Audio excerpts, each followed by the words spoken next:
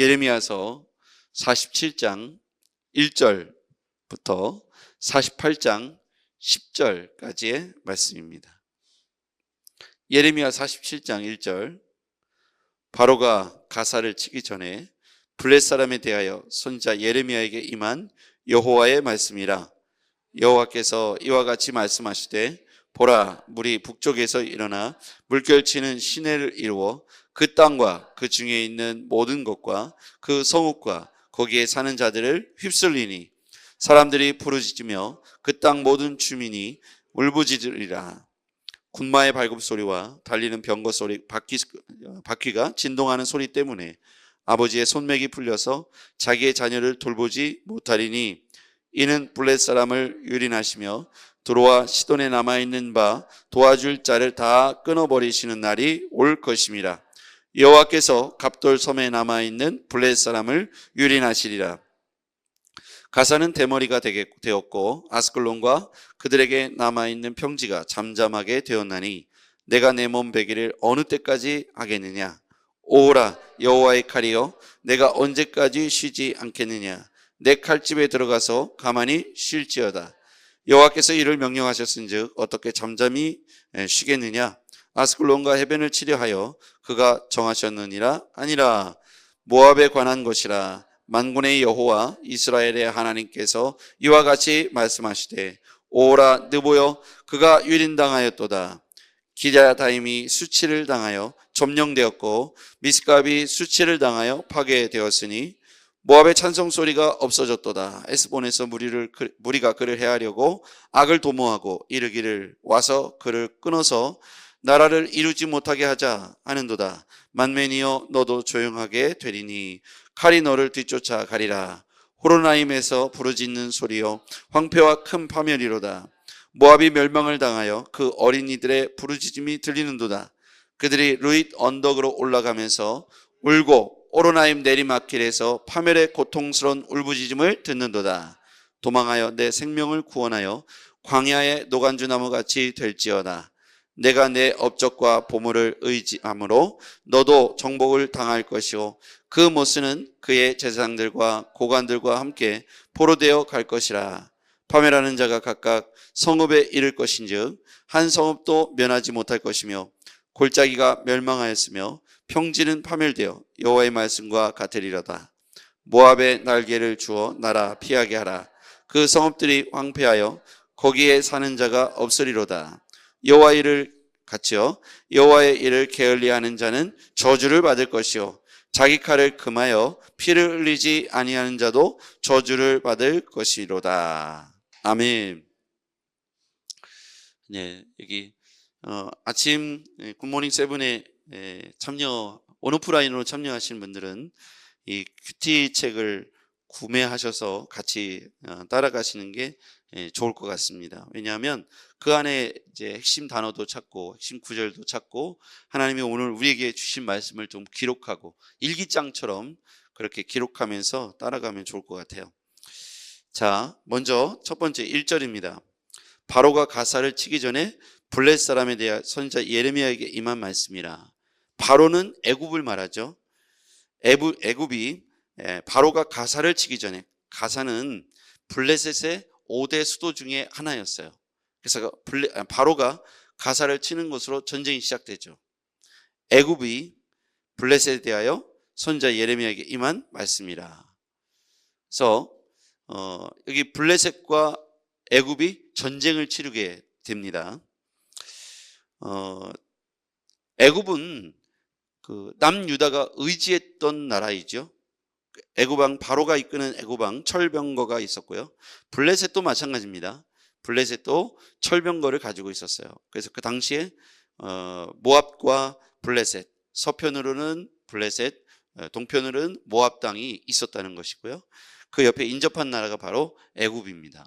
그러니까 이스라엘, 남유다, 북이스라엘을 근접해 있어서 보면 한쪽으로는 블레셋, 한쪽으로는 모압 땅이 있었습니다. 그런데 하나님께서 이 블레셋에 관하여서도 오늘 말씀을 주셨다는 거예요. 예레미야에게. 자, 2절 말씀을 볼게요. 여호와께서 이와 같이 말씀하시되, 보라, 물이 북쪽에서 일어나 물결치는 시내를 이루어 그 땅과 그 중에 있는 모든 것과 그 성읍과 거기에 사는 자들을 휩쓸리니 사람들이 부르짖으며 그 땅 모든 주민이 울부짖으리라. 그 땅 모든 주민이 울부짖으리라. 사람들이 부르짖으며 그 땅 모든 주민이 울부짖으리라. 이것은 심판을 말합니다. 모압 땅에도 블레셋 땅에도 하나님의 심판이 임하는 것이죠. 그 채찍을 들어서 사용하시는 것은 바로 바벨론이죠. 자, 블레셋이 왜 유린당하고 또 이렇게 될까? 4절. 이는 블레셋 사람을 유린하시며 도로와 시돈에 남아있는 바 도와줄 자를 다 끊어버리시는 날이 올 것입니다. 그 밑에 6절로 가보겠습니다. 6절. 거기서 보면 오호라 여호와의 칼이여. 여호와의 칼은 바벨론을 말합니다. 여호와의 칼. 하나님이 들어서 무기로 사용하시는 거죠. 하나님이 심판의 도구로 사용하는 것. 바벨론은 바벨론을 통해서 애굽을 그리고 바벨론을 통해서 블레셋을 이렇게 하실 때 바벨론은 하나님께서 심판의 도구로 사용했던 민족이죠. 바벨론을. 근데 이제 성경에 구약 성경에 쭉 보면 이스라엘이 우상 숭배에 빠졌을 때 바벨론 또는 블레셋 이런 나라들을 통해서 이스라엘을 침공하게 하시죠.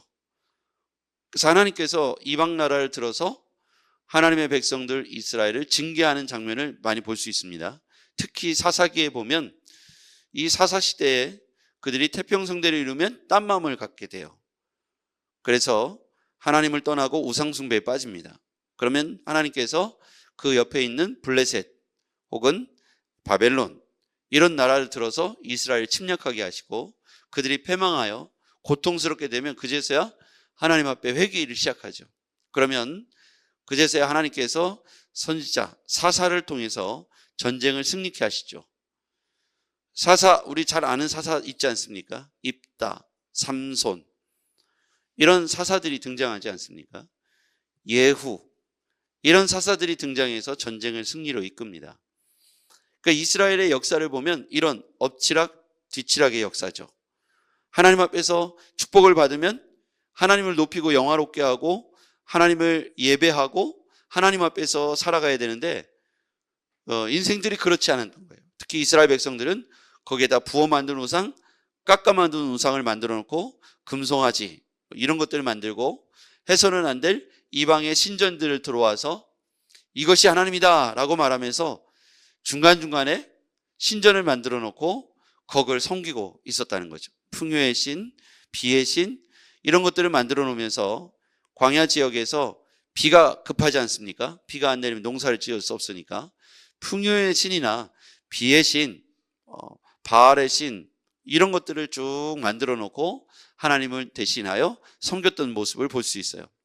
그래서 이스라엘 박물관에 가면 이상한 신들이 형상이 많습니다.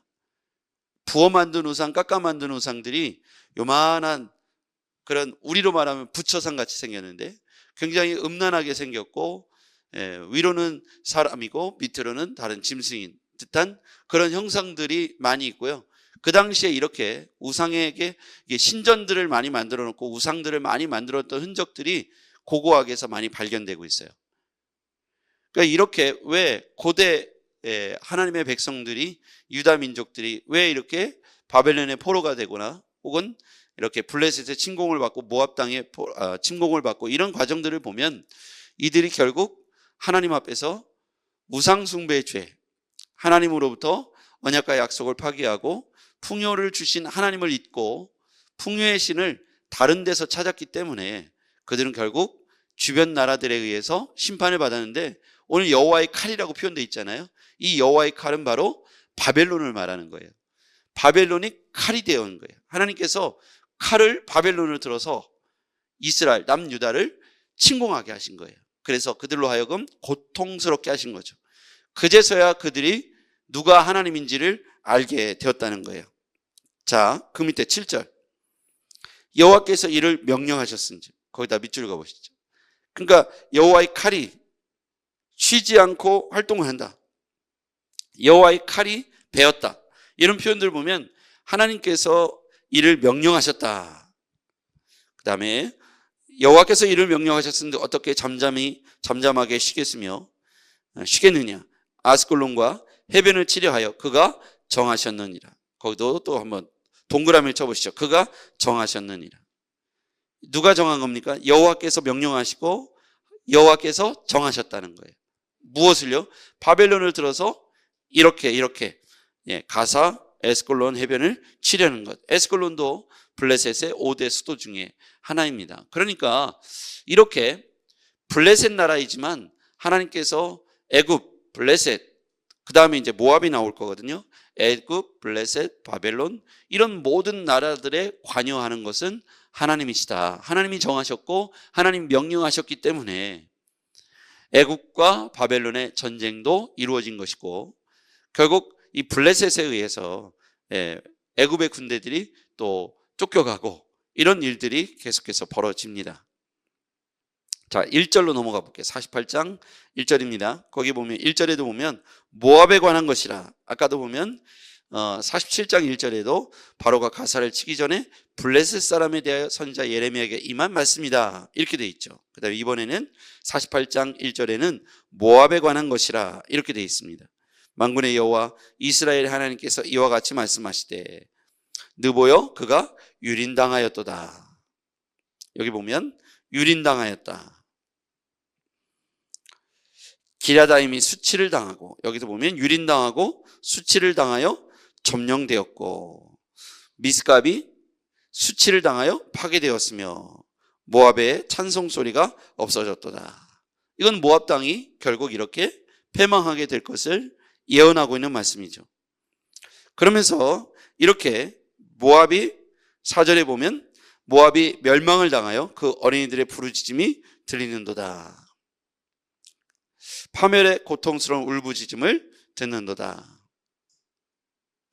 7절 왜 이렇게 되었을까? 7절 거기다 밑줄을 한번 그어볼까요? 시작. 내가 내 업적과 보물을 의뢰함으로 너도 정복당할 것이요 그모스는 그의 제사장들과 고관들과 함께 포로되어 갈 것이라.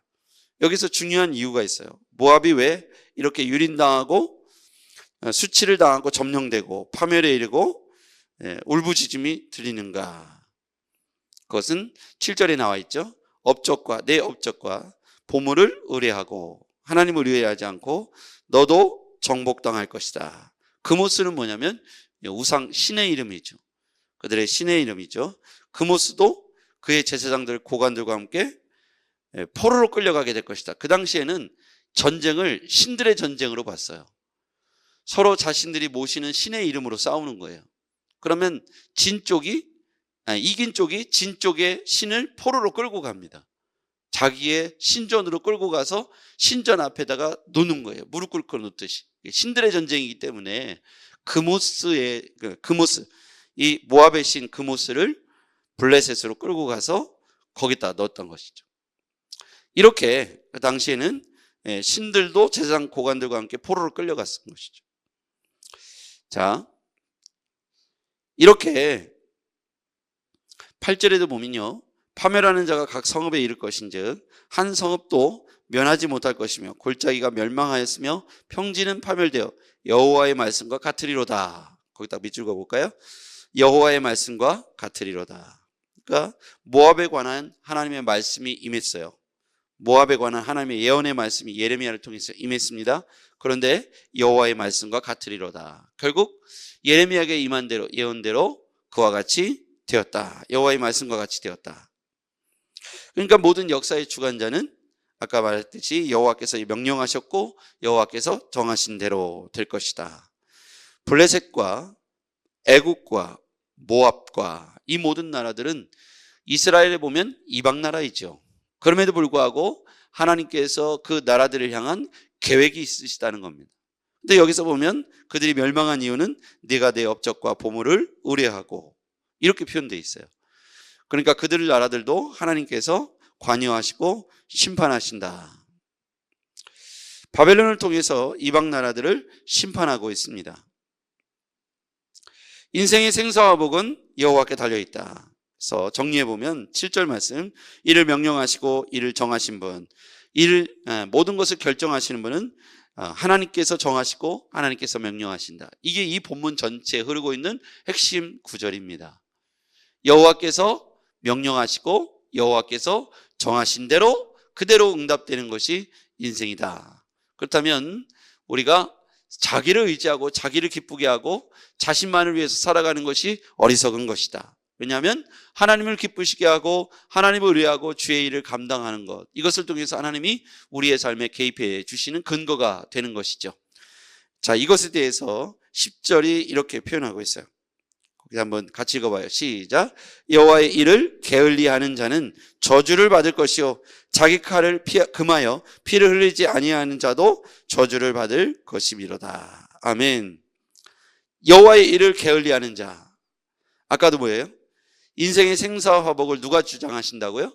하나님이시죠. 그러니까 인생의 모든 주체는 하나님이신데, 여기에서 보면 10절에 보면 여호와의 일을 게을리하는 자. 우리가 주의 나라와 주의 영광을 위해서 살아간다는 것은 우리가 우리의 삶 가운데 있어서 하나님이 중심적인 삶을 살아야 된다는 것이죠. 여러분이 직장생활하는 것도 하나님의 일이라고 말씀드렸어요. 여러분이 교회에서 봉사하는 것도 하나님의 일입니다. 하나님의 시민이 감당하고 있는 모든 것은 하나님의 일이 되어야 합니다. 그곳에서 여러분이 하는 일을 죽게 하듯 하시기를 바랍니다. 그게 여호와의 일이에요. 여러분이 가정에서 일하잖아요. 그러니까 여러분이 이분법적으로 교회에 와서 봉사하는 것은 하나님의 일이고, 가정에서 설거지하고 양육하고 집안을 돌보고 함께 그들과 함께 공동체를 이루어서 가정이라고 하는 곳을 지켜내고 그곳에서 함께 살고, 여러분이 직장생활하고 사업장에서 일하고 교회에서 봉사하고 하는 모든 일들에 여러분들이 죽게 하듯 하시기를 바랍니다.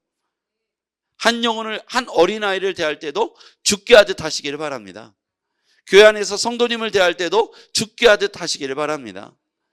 이거는 이건 중요하지 않아, 이건 중요해, 이렇게 나누는 것에 있어서 옳지 않다는 거예요. 하나님이 명령하시고 하나님이 정하셨다는 것 보면 이것이 바로 블레셋에 관한 이야기고 모압과 또 애굽에 관한 이야기라는 사실을 볼 때, 우리가 이스라엘 백성들만 선민의 백성이라고 해서 블레셋, 모압, 애굽에 대해서는 하나님이 어떤 계획도 갖고 있지 않을 거라고 우리는 생각할 수 있고, 그들에게 일어나는 전쟁이나 그들 가운데 일어나는 기근이나 이런 모든 것들은 하나님과 상관없다고 느낄 수 있어요. 그렇지 않다는 거죠. 오늘 하나님께서 이 땅의 모든 것을 움직이고 계시고 계획하고 계시고 정하셨다는 뜻이 있다는 거예요. 바벨론을 들어서 블레셋도 애굽도 유다도 이스라엘도 칼로 사용하셨다는 거예요. 그 블레셋이란 이 바벨론이라는 나라를 통해서 심판하고 있다는 거예요. 그럼 이걸 바벨론 움직이는 칼을 쥐고 있는 분이 누구냐? 하나님이시다는 거죠. 그래서 우리가 하고 있는 이방에 관한 것, 또는 우리가 생각할 때 이제 세속이라고 표현하겠죠. 우리가 교회 안에서 일하는 건 성스러운 것, 그럼 밖에 나가서 일하고 공부하고 하는 건 세속적인 것이라고 판단할 것이냐? 그렇지 않다는 거죠. 오늘 그렇다면 바벨론, 블레셋, 애굽, 모압 이런 나라들에 대하여 이 이스라엘, 남유다의 관점에서 볼 때는 이방 나라잖아요. 그들에게까지 하나님이 관여할 이유가 없다고 생각할지 모르지만 그것도 하나님의 영역이라는 거예요. 하나님의 나라일 것이고 하나님의 뜻 가운데 움직인다는 거예요. 그러니까 우리가 일하고 있는 직장이나 학교도 하나님의 나라인 거예요. 교회 공동체 안에서 일할 때만 하나님의 일이 아니고 그것도 하나님의 일이라는 겁니다. 거기도도 하나님이 계시고 하나님의 성령이 역사하시며 그들을 통해서도 일하시는 줄 믿습니다. 바벨론 느부갓네살 왕은 하나님을 모르는 사람이에요. 그런데 그 사람이 하나님의 도구로 쓰임 받잖아요. 칼이 되어서 심판주가 되잖아요. 그렇죠? 바벨론 느부갓네살 왕 앞에 엎드려 경배하라고, 그에게 복종하라고 성경이 말씀하고 있어요.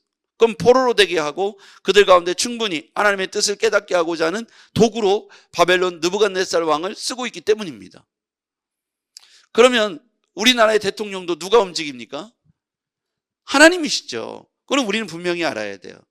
하나님은 교회 안에만 국한된 하나님이 아니고 열방 가운데 세상을 움직이고 계시고 믿는 사람이든 믿지 않는 사람이든 하나님의 손 아래에 있다는 것입니다. 그러니까 바벨론과 애굽의 전쟁, 블레셋과 애굽의 전쟁은 오늘 러시아와 우크라이나의 전쟁이고, 또 이스라엘 팔레스타인에 일어나고 있는 이슬람 정권과 이 이스라엘 바벨과의 전쟁 또한 하나님의 전체 영역 아래에 있는 전쟁이라는 것이죠. 그래서 우리는 이분법적으로 바라보지 말고 우리가 살아가고 있는 모든 영역 안에서 죽게 하듯 하시기를 바랍니다. 10절에 보면 여호와의 일을 게을리하는 자는 저주를 받을 것이다. 오늘 우리가 하고 있는 모든 일 가운데 하나님의 일임을 발견하시고 그곳에서 죽게 하듯 하시기를 바랍니다. 거기서 인정받고, 거긴 인정받는 방법이 다른 거죠. 세상적인 방법으로 인정받으면 그는 죄악이죠. 자기 칼을 금하여 피를 흘리지 아니하는 자도 저주를 받을 것이다. 이 자기 칼이라는 게 무엇일까? 여기서 보면 여호와의 칼이라고 나오는데 바벨론을 의미한다고 했어요. 그렇죠? 자기 칼은 하나님께서 우리를 들어서 사용하실 때 우리의 어떤 면이 하나님의 칼이 될 수 있다는 거예요. 우리가 갖고 있는 것, 영어가 칼이 될 수도 있고, 예를 들자면 우리가 어떤 돈을 갖고 있다면 그게 칼이 될 수도 있고, 건강을 갖고 있다면 그게 칼이 될 수 있는데, 어쨌거나 우리가 하나님 앞에서 주의 쓰임에 주가 오른손으로 우리를 붙잡아 쓰실 때 사용받는 사람이 복이 된다는 말씀입니다. 그래서 우리는 오늘 우리가 하고 있는 일 가운데에서 하나님의 일을, 그 일이 바벨론의 일이든 애굽의 일이든 블레셋의 일이든 모압의 일이든, 우리가 이거는 이스라엘이 아니야, 하나님의 일이 아니야, 이렇게 말하면 안 된다는 거고, 모든 것을 하나님이 명령하셨고 하나님이 정하신다는 그 뜻 안에서 생사화복이 하나님께 달려있고, 그래서 우리가 하고 있는 그 일도 내가 나눌 성과 속의 문제가 아니라 그곳에서 죽게 하듯 충성을 다하면 그곳에서 구원이 이루어지고, 그곳이 하나님 나라가 되고, 직장이 하나님 나라가 되고, 사업장이 하나님 나라가 되고, 가정이 하나님 나라가 되고, 교회가 하나님 나라가 되고, 여러분이 있는 곳에 주의 백성이 있는 그곳이 하나님의 나라, 하나님의 백성이 임하는 그런 장소들이 될 수 있도록 죽게 하듯 하시기를 주의 이름으로 축복합니다. 기도하겠습니다. 전능하신 주님, 오늘 중요한 말씀을 깨닫습니다. 오늘 하나님께서 생사화복을 주관하고 계시며 오늘 여호와의 일을 게을리하지 말라는 이 말씀을 기억합니다. 모든 것이 여호와의 일로서 우리 스스로가 게을러 그 일에 부끄러움을 우리 스스로가 느끼지 않도록 주님이 쓰실 때, 주님이 사용하실 때 우리가 충성을 다할 수 있도록 도와주시옵소서. 예수님의 이름으로 기도했습니다. 아멘.